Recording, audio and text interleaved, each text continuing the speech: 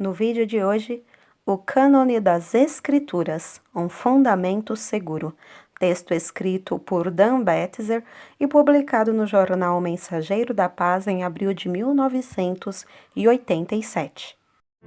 Seja bem-vindo ao Diário Pentecostal Historiando, análise histórica e crítica sobre o movimento pentecostal brasileiro. Se inscreva no canal e siga nossas redes sociais. O povo que não conhece a sua história está condenado a repeti-la. Marcion viveu no século II de nossa era. Partidário do gnosticismo, todos o conheciam como herege. Por incrível que pareça, os ensinos deste homem ajudaram os líderes da Igreja a formularem uma defesa do cânone das Sagradas Escrituras. Antes de continuarmos a falar sobre o cânone da Bíblia, daremos algumas explicações acerca da heresia adotada por Marcion. Gnosticismo é o termo moderno que se usa para classificar uma variedade de seitas falsas que existiam desde o primeiro século, Anno Domini, até o nono. Basicamente, os gnósticos criam que o universo fora criado e controlado por anjos hostis e que a essência da natureza humana era um elemento divino, uma faísca não criada por esses poderes. Acreditavam também que um redentor havia descido do mais alto céu para despertar esse elemento divino. Segundo os gnósticos, nem todos os homens teriam capacidade para receber esse conhecimento e que o destino desses poucos escolhidos seria escapar do universo e estar com a suprema deidade.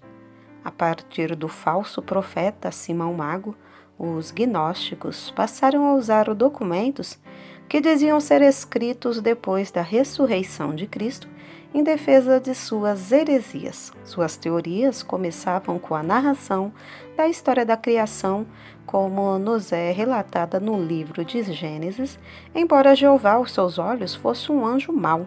Assim começou a distorção das Escrituras. O gnosticismo continha elementos vindos de muitas religiões do mundo. O dualismo do Irã, a figura da Grande Mãe, provavelmente da Mesopotâmia, conceitos do Redentor do judaísmo, como também uma grande variedade de ensinos dos gregos, notadamente quanto à multiplicidade de deuses. O gnosticismo fazia uso de um grande número de termos hebraicos para atrair os cristãos.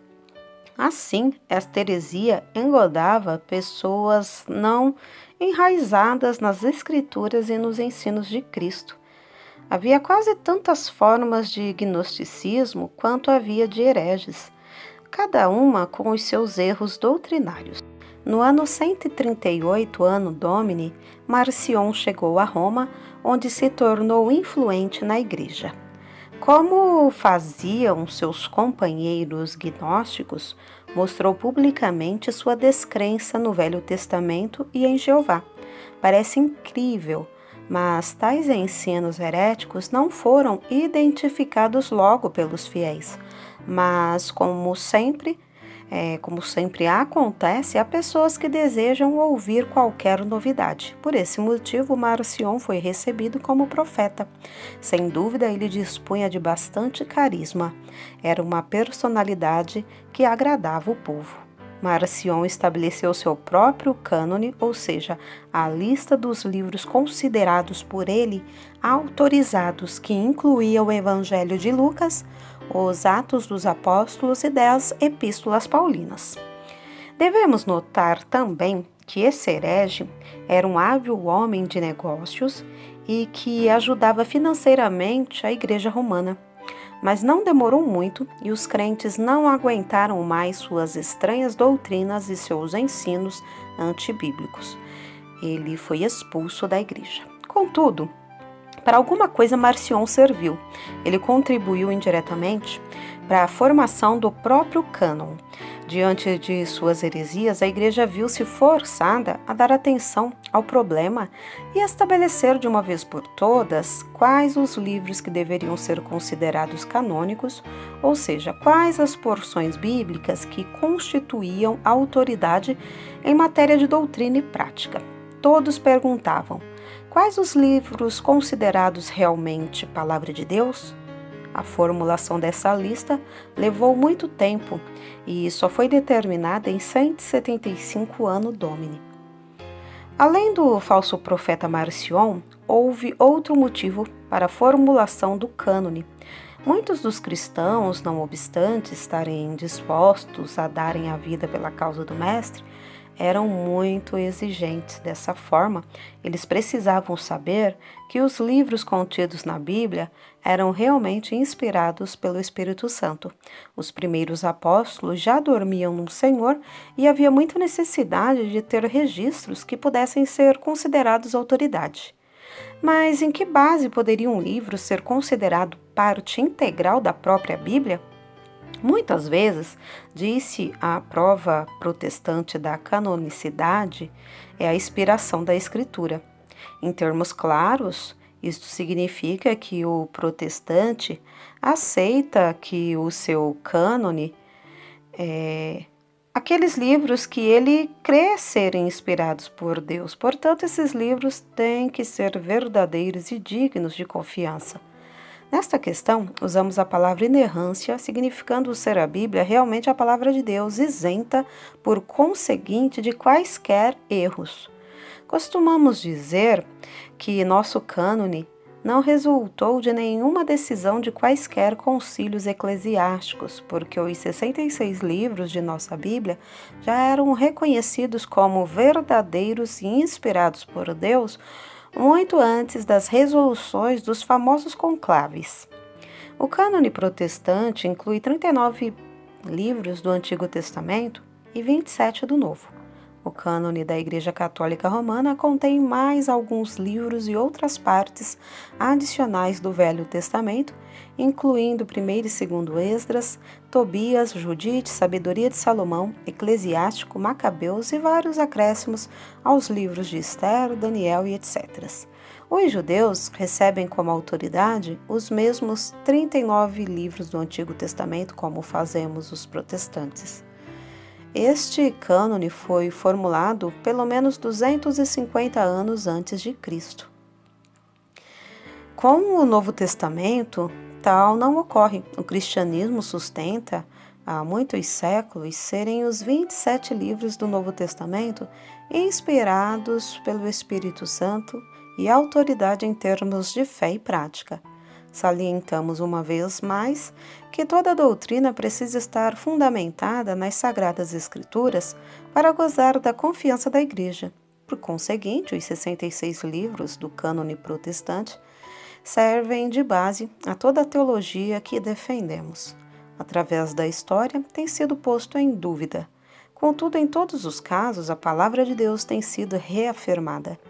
E não devemos esquecer o testemunho do próprio Novo Testamento quanto à sua própria autenticidade.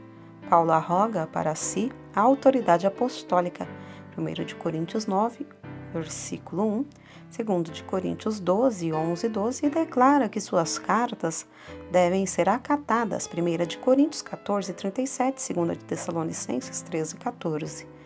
No livro do Apocalipse, João declara o mesmo, Apocalipse 1 e 3, Apocalipse 22, 18 e 19.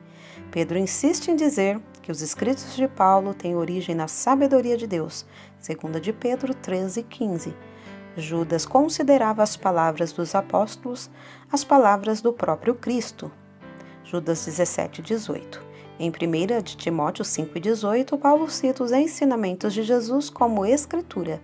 O Senhor Jesus, aliás, antes de deixar a terra, prometera a seus apóstolos a assistência permanente do Espírito Santo que os inspiraria a escrever o novo pacto. É verdade que vários livros do Novo Testamento foram escritos por alguns homens que não pertenciam ao colégio apostólico. Sabemos também que os apóstolos precisaram, em diversas ocasiões, de amanuenses ou secretários para comporem suas obras, Romanos 16 e 21 e 1 de Pedro 5 e 12. Os primitivos pastores chamaram tais homens como Marcos, Lucas e o autor da Epístola aos Hebreus de ajudantes ou discípulos dos apóstolos e aceitavam a sua colaboração como sendo dos próprios apóstolos com os quais trabalhavam. Todos os livros foram escritos em um ambiente de plena inspiração divina e, por esse motivo, gozaram de plena aceitação dentro das comunidades cristãs. Há outras evidências que nos levam a crer que estes 27 livros do Novo Testamento pertencem realmente ao cânone. Através desses quase 2000 anos, o Espírito Santo tem testificado acerca da verdade salvadora contida nessas Escrituras. Esses livros têm proporcionado incontáveis bênçãos onde foram recebidos e obedecidos. A Igreja, em sua grande maioria, afirma ter encontrado no Novo Testamento a verdadeira palavra de Deus, tal como ocorre com o Velho Testamento. Todas essas verdades aceitas por nós têm sua base nos 66 livros do cânone protestante. Firmemente rejeitamos quaisquer outras doutrinas baseadas em outro fundamento. O cristão não pode iludir-se com os ensinos vindos de outras fontes. Paulo alertou-nos com estas palavras: aborrecei o mal e apegai-vos ao bem. Romanos 12 e 9. Que faremos então com os falsos profetas? Devemos ter amor e compaixão de todos os homens, mesmo que vivem a ensinar heresias. No entanto, devemos estar alertas a essas falsas doutrinas e refutá-las com vigor, a fim de ganhar as almas dos hereges para Jesus e não somente apresentar nossos argumentos. Como diz Walter Martin, o aviso de Paulo para Timóteo é muito válido. Conjuro-te, pois, diante de Deus e do Senhor Jesus Cristo, que há de julgar os vivos e os mortos na sua vinda e no seu reino, que pregues a palavra, instes a tempo e fora de tempo, redarguas, repreendas, exortes com toda a longanimidade e doutrina, porque virá tempo em que não sofrerão a sã doutrina, mas tendo comichão nos ouvidos, amontoarão para si doutores conforme as suas próprias concupiscências e desviarão os ouvidos da verdade, voltando às fábulas. 2 de Timóteo 4, do 1 ao 4. Na mesma epístola, Paulo também diz: toda a escritura divinamente inspirada é proveitosa para ensinar, para redarguir, para corrigir, para instruir em justiça, para que o homem de Deus seja perfeito e perfeitamente instruído para toda boa obra. 2 de Timóteo 3, 16 e 17. Cremos que a Bíblia está totalmente livre de qualquer erro e que ela merece toda a nossa confiança. Os falsos profetas não estão nesta categoria. Os nossos pés estão firmados sobre a palavra e não sobre o carisma ou maquinações dos homens. Quanto mais o crente passa tempo no estudo das Sagradas Escrituras, mais forte ele se torna espiritualmente. Não nos esqueçamos jamais, portanto, desta declaração do salmista: escondi a tua palavra no meu coração, para eu não pecar contra ti. Salmo 119, 11. Dan Betzer, O Cânone das Escrituras, um fundamento seguro, abril de 1987, Jornal Mensageiro da Paz.